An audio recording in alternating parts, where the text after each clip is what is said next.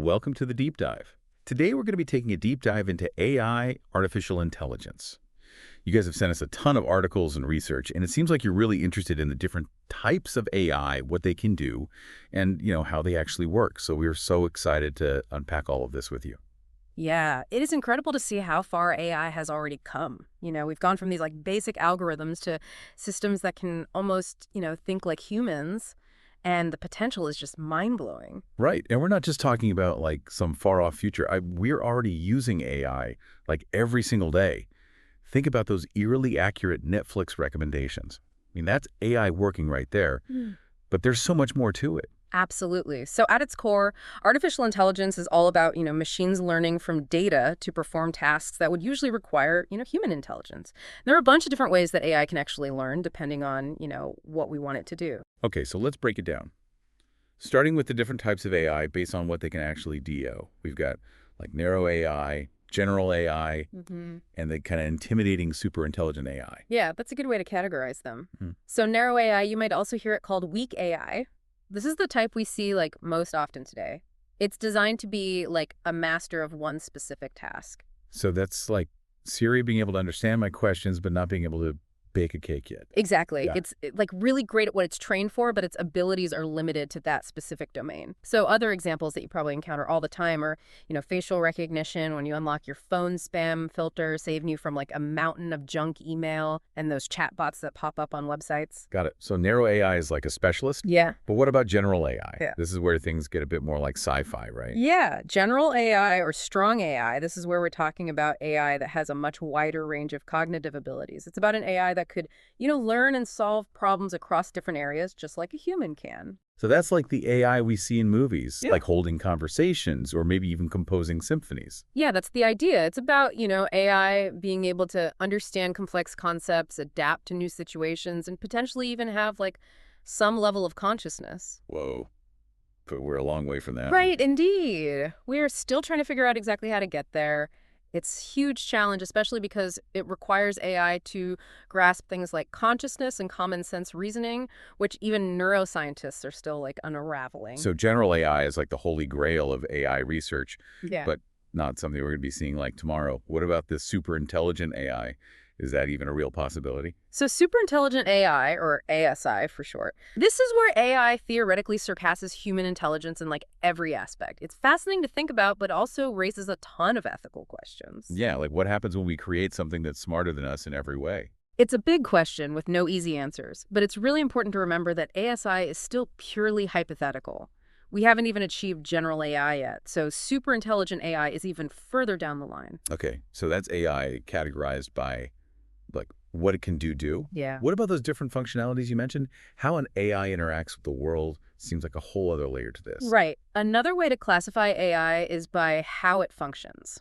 Your source material dives into 4 categories here: reactive machines, limited memory theory of mind, and self-aware AI. All right, let's start with reactive machines. What makes them tick? So reactive machines are the simplest form of AI. They can analyze a situation and respond, but they don't have any memory of past experiences.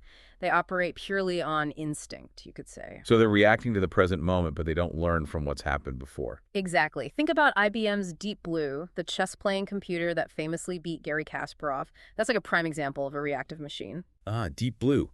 That was a landmark event. So it could analyze the chessboard and make moves, but it wasn't remembering past games or Kasparov's strategies. Precisely. It was making decisions based on the immediate situation, not on any stored knowledge or past experience. Fascinating. Okay, so reactive machines are all about the here and now. How is limited memory AI different? So limited memory AI systems are a step up because they can actually use past data to improve their decisions. Think of it like they have a short-term memory. So they can learn from their experiences, but only up to a point. Exactly. A great example is self-driving cars. They use sensors to collect data about their surroundings and make decisions in real time, but they also draw on data from past experiences, things like previous routes or traffic patterns, to enhance their navigation skills. That makes sense. They're not just reacting to the car in front of them, but also using their memory of past traffic jams to choose a better route. Right. And we see this type of AI in other areas as well, like chatbots, for instance, can remember your previous interactions to provide more personalized responses. They're learning from your conversation history, but that memory is limited to a certain scope. All right, so limited memory AI, builds on those reactive machines. Yeah. What about this theory of mind AI? That sounds pretty advanced. It is. Theory of mind AI is still very much in development, but it's a really fascinating area of research. This type of AI aims to understand emotions, beliefs, and needs both in humans and potentially in other AI systems. Whoa, so it's like AI that can read minds? That's getting into some serious sci-fi territory. It is quite futuristic, but it's also a field with active research. Imagine AI that could understand your intentions and emotions, allowing it to interact with you on a much deeper level. That's the goal. It's a fascinating concept, but also a bit unsettling. Imagine a machine knowing what you're thinking before you even say it. What about self-aware AI? Is that even on the radar? Self-aware AI is the most futuristic and hypothetical of them all. This would be about machines that are conscious and self-aware, similar to humans. So machines aware of their own existence, with thoughts and feelings of their own. That's the concept. But it's important to understand that self-aware AI is purely theoretical. We were nowhere near achieving this level of AI, and there's even debate about whether it's actually possible. Okay, that's a lot to take in. We've covered AI based on what it can do and how it functions. I'm ready for the next level. The next level is all about how AI actually learns. It gets into the nitty-gritty of those learning models we touched on earlier. Your sources mention 4 main types: supervised learning, unsupervised learning, reinforcement learning, and deep learning. All right, hit me with it. What's supervised learning all about? Imagine you're teaching a child by showing them examples. That's the essence of supervised learning. We give the AI system a set of labeled data, which means the data is already categorized or tagged. From there, the AI learns to spot patterns in that data and make predictions based on those patterns. So it's like giving the AI a stack of photos, some labeled cat and some labeled dog, and it learns to tell the difference. You got it. Yeah. And the more data we feed it, the better it gets at recognizing those patterns and making accurate predictions. Okay, that makes sense. What about unsupervised learning? How does that work? Oh, with unsupervised learning, we don't give the AI any labels. We give it a pile of data and let it figure out the patterns and relationships on its own. So it's like giving the AI a giant jigsaw puzzle with no picture on the box. Perfect analogy. The AI has to analyze the data, identify similarities and differences, and group the data based on the patterns it discovers. So it's all about finding hidden connections in the data without any guidance. What are some real-world examples of that? One example is market segmentation. Companies use unsupervised learning algorithms to analyze customer data and group customers into different categories based on their shopping habits or demographics. This helps them target their marketing more effectively. Interesting. So instead of telling the AI, these are the different types of customers, it figures it out on its own. That's right. It's like the AI is a detective piecing together clues from the data to understand different customer groups. Yeah. Exactly. It's like the AI is a detective, piecing together clues from the data to understand these different customer groups. Okay, so we've got supervised learning, where the AI learns from labeled examples, and then unsupervised learning, where it's all about pattern detection.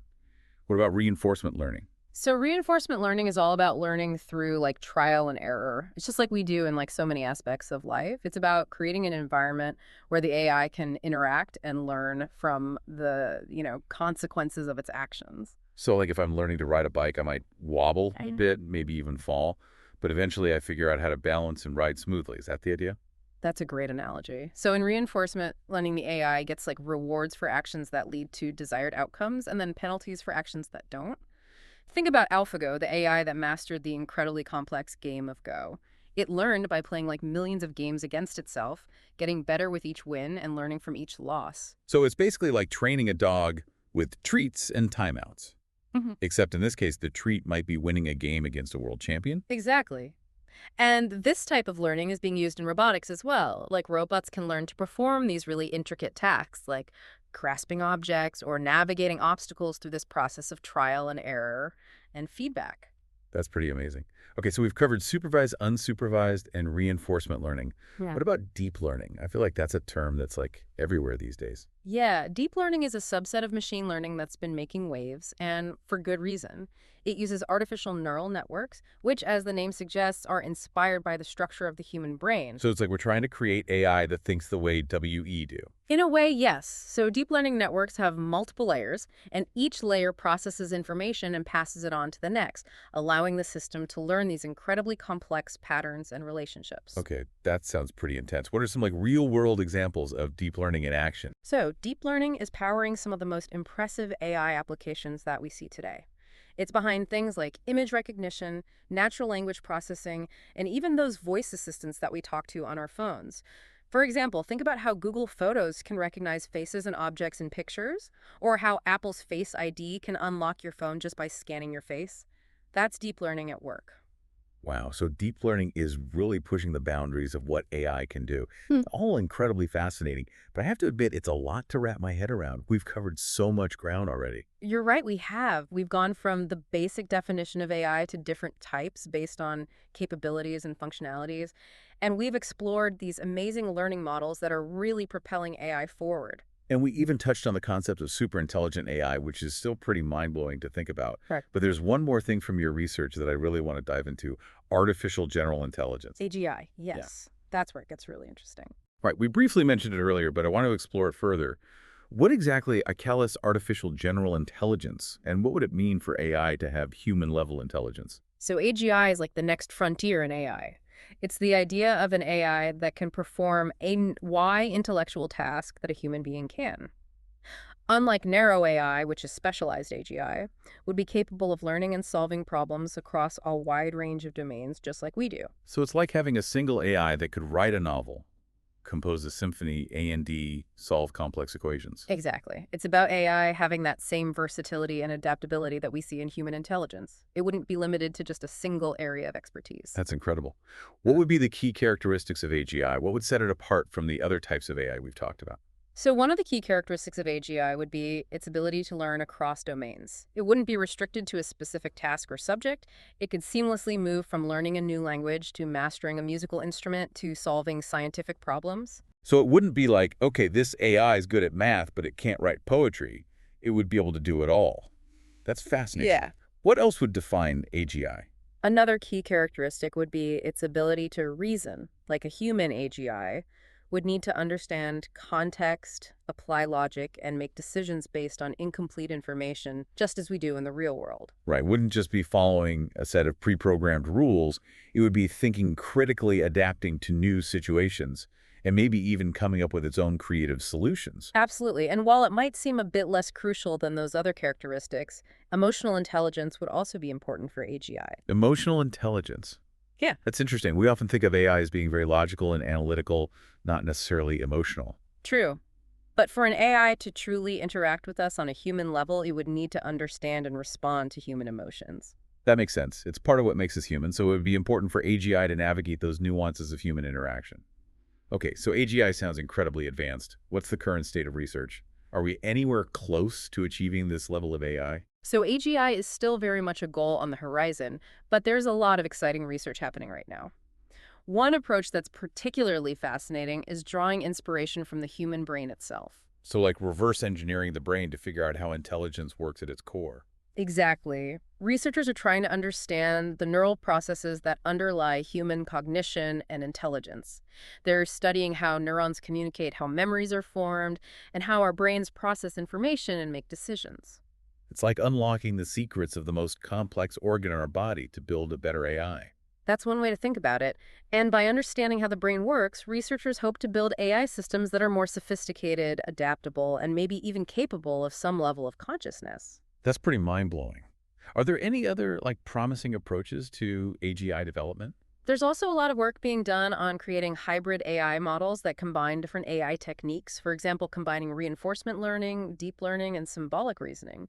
It's about creating systems that can learn more broadly and flexibly, drawing on the strengths of different approaches.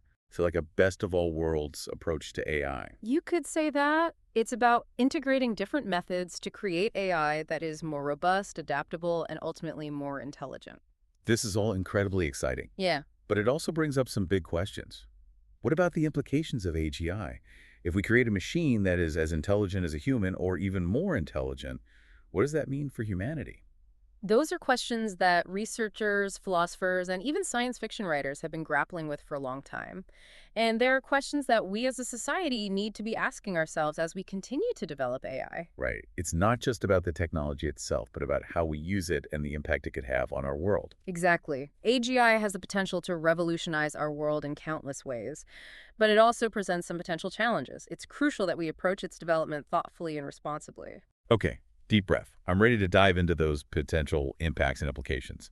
Let's talk about what AGI could mean for society, for the economy, and for the future of humanity. So AGI, it has the potential to revolutionize pretty much everything, right? Yeah. But it also comes with some potential downsides and challenges. Hmm. We have to be careful about how we develop it, right? Exactly. It's not just about the technology itself. It's about how we use it and the impact it could have on our world. One of those big questions, the one that always comes up in sci-fi, is about the singularity. Right, the singularity, that moment when AI surpasses human intelligence and the consequences are almost impossible to predict. It's an idea that's both fascinated and kind of scared thinkers for decades now. Yeah, I mean, it really is a powerful thought experiment. It can help us consider where AI might be going and, what our role is in shaping that. So what exactly is the singularity? Yeah. And why is it such a big concept? The singularity is usually described as the point where AI can basically improve itself. It's like once AI gets smart enough, it can design and improve on itself faster and faster. So it's not just about us creating smarter AI, but about AI creating even smarter AI, leading to an intelligence explosion. Exactly. And that's what makes the singularity so fascinating and for some people a little bit scary. The changes it could bring are almost impossible for us to even imagine. It's kind of exhilarating and daunting at the same time.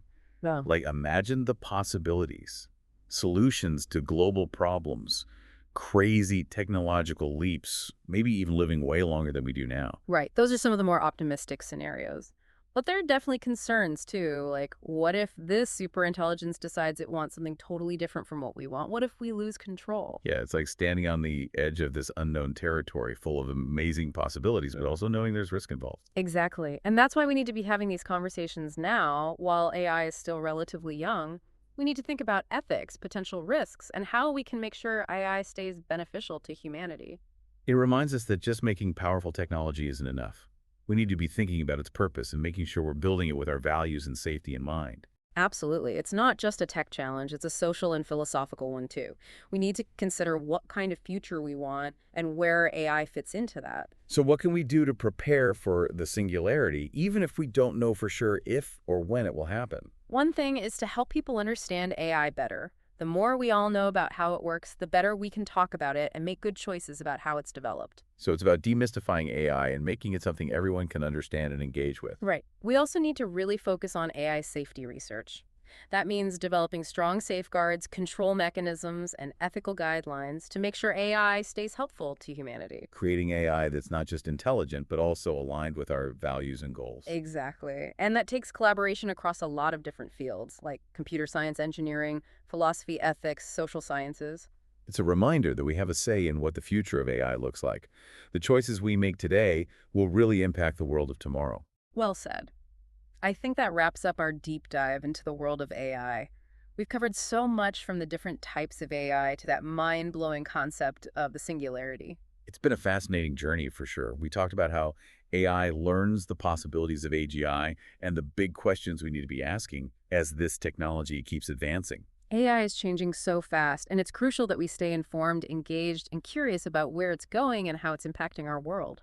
So as you go about your day, think about all the ways you encounter AI. And remember, keep asking questions, stay curious, and be part of the conversation that's shaping the future of this incredible technology. Until next time on the deep dive, keep exploring, keep learning, and keep those minds open to the amazing possibilities out there.